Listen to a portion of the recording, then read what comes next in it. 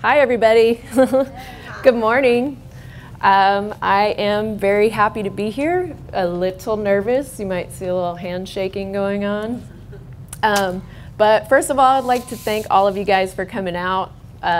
Breakfast talk is a pretty impressive thing for this many people to show up for this time of day. And it just shows that there's there's a strong creative community here in Austin, so you should be proud of yourselves. So I'd like to introduce myself. My name is Megan Emery Cates, as Ben said, and I'm a tattoo artist and a tattoo shop owner. My shop is called Bijou Studio, and it is located on the east side of Austin. That's my shop.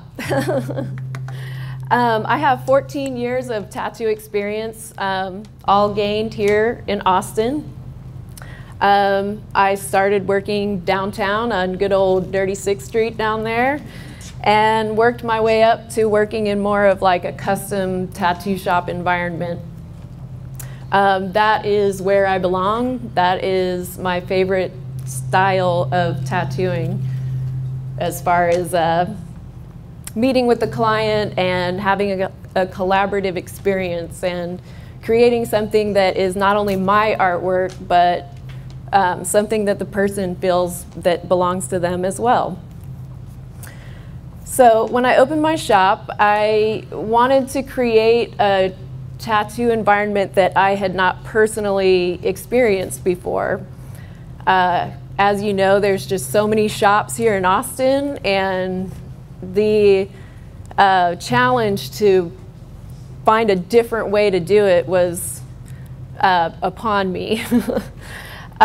So I wanted to create a very friendly and open, inviting space for people to come into, and to create the kind of environment that not only produced creativity for the artist, but made the customer feel at ease and able to sit for sometimes hours at a time in a pretty intensely uncomfortable situation.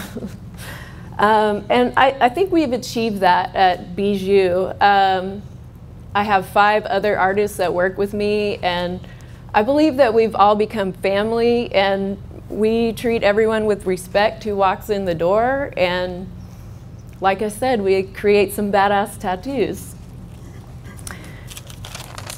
So I'd like to start off with talking about my personal journey with tattooing. As Ben said, and as I'm sure you've noticed, you walk around Austin and you might see somebody that looks like me anywhere. It's a pretty common sight, to the point where you may not even think twice about it. What you may not realize or think about is the journey that that person has been through in order to get to where they are. In a lot of ways, tattooing is like creating your own scrapbook that you wear every day. It connects you to your past, and whereas you may not look at it and actively think about your past every day, you have that opportunity, and it can link you to what you were 15, 10, 5 years ago, or last week. So there are moments in my life that definitely stand out as pivotal times that brought me to where I am today. And the first one is one that I love to give my mom crap over. Because I like to blame it on her that I got all these tattoos. So I was about 5 or 6 years old, and she would take iodine, like you clean a cut with, and she would draw designs on us with it, little flowers, or I remember one in particular. It was a giant heart outline on my whole chest and stomach, And I just was so proud of it. I just remember strutting around and just always begging her to do more designs on me.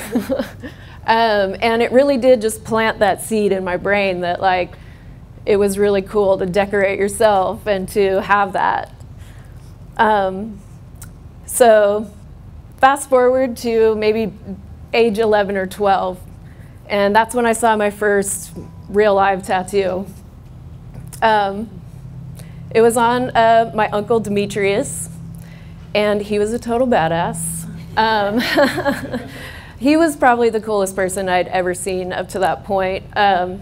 Long hair, muscle car, listen to heavy metal. And whenever he would roll his sleeves up, we'd see these big forearm tattoos. And to be honest with you, I really don't even remember what they were. All I remember is I was completely fascinated, and you know, being a fairly shy kid, it took me a while to work up the nerve to speak to him about it. But whenever I did, all the questions came out. You know, how long does that last? Wait a minute, you mean to tell me that that is gonna last forever? Whoa. What did it feel like? Did it hurt? You know, all the questions you can think of. And you know, he told me some really ridiculous answers, and that were most likely meant to deter me from ever getting a tattoo. One of which that I specifically remember is he said it felt like a giant sewing machine just going over your skin for hours and hours, which is pretty horrifying. But you know, I remember just thinking like, why would anybody do that? But yeah, I just could never get that out of my head, that like the tattoos were cool and I wanted them. So going to age 13, when I'm sure everyone can remember, that's when, you know, you start to really act out. But my friends and I learned how to give each other hand poke tattoos.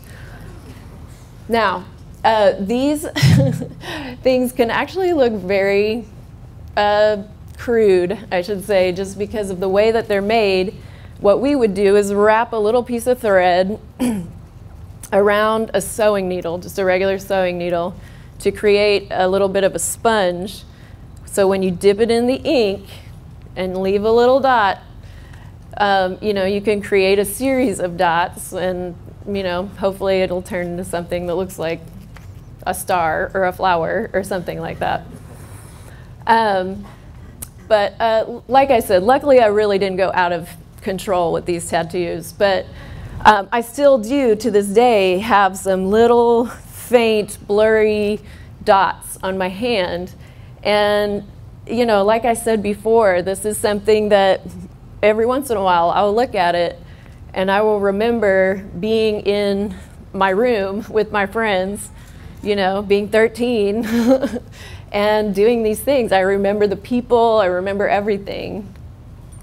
You know, life is just really short, and these tattoos just help you remember these things. So fast forward to getting my first professional tattoo, age 15. Again, sorry, Mom. But my best friend, one of the people that was hand poking tattoos with me, she had some older friends, and they told us of this place where we could go and get tattooed, and they weren't going to check our IDs. So, you know, of course, we were just saving our money, getting ready for this, and these friends of hers drove us an hour and a half away to the tattoo shop. I remember just being completely petrified, so excited, didn't even know what I was gonna get. Just, you know, hoping everything would work out. And, you know, it did. I walked in there and picked out a design that was my zodiac sign. which is not necessarily something that means, you know, a huge amount, but the meaning, the specific meaning of the tattoo did not matter to me. What mattered was getting it, going through the process of it, and not only that, but anticipating what it was going to feel like, which was not exactly like a giant sewing machine going over your skin for hours, but you know, it was painful, and you know, you go through those things and you overcome it, and you are on the other side of it, and then realize, I just did this thing that, you know, was scary and painful, but I survived. So that's another aspect to tattooing that kind of gets people hooked to it. So from that point on, excuse me, from that point on, I was definitely hooked. Couldn't wait to get more, thought about it all the time, worked at the movie theater, and saved all my pennies for tattoos. So I never actually thought that I would do tattoos professionally until I moved here to Austin. You know, tattooing is huge here, and it is definitely what brought me here, to be here, and it's why I continue to live here and feel so at home here. I had a friend, excuse me, I had a friend move here ahead of me, and she basically offered like a new life on a platter to me. She was going to train me to do body piercing. She was going to give me a job and a place to live. So I had nothing to lose. So I jumped on a Greyhound bus with 2 outfits and $100 and got here and just immediately loved it. And to this day, I still credit her for really getting me started. Like I said, I started on Dirty Six. And you know, that climate or that style of tattooing is definitely very spontaneous and yeah, sometimes done very late at night. But you know, there's a place for that within tattooing. But after about 5 years of that, I definitely had my fill and moved over to working at a custom shop in South Austin called Gully Cat Tattoo. And that's where I really just started to step into what I currently feel like is the right way to approach it for me. There's a collaborative process, like I said, that when I talk to my client, they tell me what they want or what they feel over something. And I take those words, those feelings, those emotions, and translate it into an image. And that is where this ink theory or concept comes into play, because that is what we use ink for, is to translate our feelings and emotions into something that other people can understand through expression or at a glance. So that's kind of my life story as directed and persuaded by ink. But I'd like to talk about it, I guess, in a slightly deeper way. When I was asked to do this talk by Ben, thank you, he challenged me to think about ink in a way that I had not really thought about it before. It's a thing that I use every day, and you know, down to a simple pen, all of us use ink every day, but yet you don't really think about how significant it is to being a human being, the fact that we have ink. As humans, we use fire, we invented the wheel, you know, we have all these things that we can change our environment with. or go into our environment and see it more. The ink is one of those things that only human beings have and use. We use it to create, we use it to express ourselves, and that is so important. It's such an important part of being a human. We use it as a tool for communication. Think about something you cannot say verbally, but yet you can write it down. A love letter, for instance, is something that if you were to write it on a computer and hand it to somebody, it's not going to have that same effect as if you write it down and you give it to somebody. You're giving them this part of your heart, and it's coming out through the writing. Now that person is either going to keep that love letter forever and ever, or maybe they're going to burn it immediately, but either way, it invokes a passionate feeling and a response. There's just no replacement for that. And there is no replacement for the handmade item. And that is really where ink also comes into play, because a lot of the forms of art that we all collectively appreciate would not be possible without ink. You know, you get your rudimentary thoughts going and you're gonna write it down or you're gonna sketch it out, and it's just difficult to do that without ink.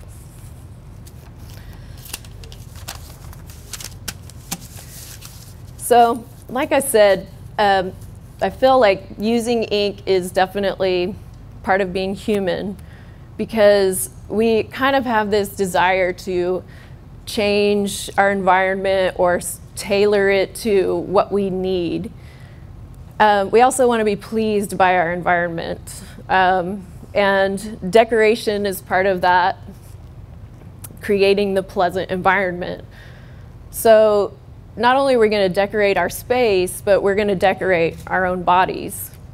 So obviously, you know, tattoos are a very easy example, but it goes beyond that.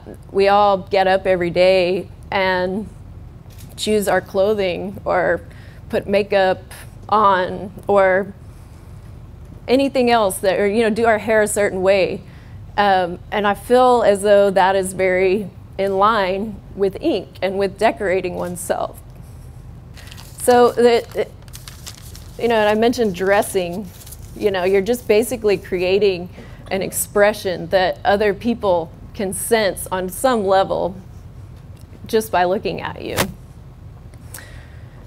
So, if ink is a substance that is meant to change the surface of what it is applied to, we can take that way back to ancient people. They would take their version of ink, which is maybe charcoal or something, but and they'd draw pictures on cave walls or on animal hides. And all of these things were meant to increase the efficiency of their communication. You know, they would either be telling their own personal history or where the food is and where the water is, or whether there's a tiger that lives, you know, one hill over. I don't know. But at any rate, it was really meant to communicate quickly some facts. So to bring that back to tattooing, because that's what I think about all the time, you know, the earliest tattoos were probably pretty similar to that. I'm going to try to use this clicker again. Oh, that was Austin in the 90s, by the way, guys. I meant to put that up a while ago. Good old Austin. All right, so we've got some tribal-looking tattoos here. And this is what I wanted to show you. this mummy here, this nice little tortilla chip that goes along with the breakfast tacos. I'm going to go back to Austin for a minute. Okay.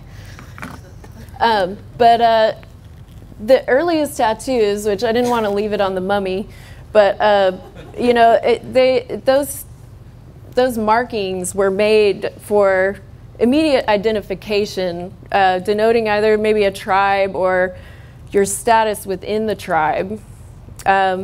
There's many other theories for the earliest tattoos, and they're like either religious reasons or a rite of passage or protection in some way from illness or other harm. There's some theories that say they were doing tattoos for therapeutic reasons, such as arthritis. Getting a little tattoo where it would hurt you might drive the other pain away. But sometimes, you know, I feel like it was probably strictly for decoration. And it made the wearer look more beautiful or more terrifying or extremely tough and brave. And those reasons still exist today. You know, as somebody who does work with other people to make a combined effort of art, I've heard every reason in the book for getting a tattoo. Some of them are fairly ridiculous, but for the most part, I can tell you that it really goes back to those original ideas of, you know, protection or identification or, you know, warding off some harm. Or just strictly to make you look cool, which is fine. I'm into that. But the fact that these reasons that I've mentioned haven't particularly changed just says to me that using ink specifically to tattoo is human nature. We really can't fight it that much. It is definitely within me, obviously, and I feel as though the tattooed people are in the majority, especially in Austin. So I'm sure there are many tattoos in this room, and maybe you guys have similar reasons that I've mentioned to getting tattooed. We have come a long way as people, but there are some things that will always remain the same. So I kind of didn't do this flippy thing, so I'm going to do it now. This is me taking a picture, or a picture of me taking a picture. And here's just some examples of some tattoos that I've done somewhat recently.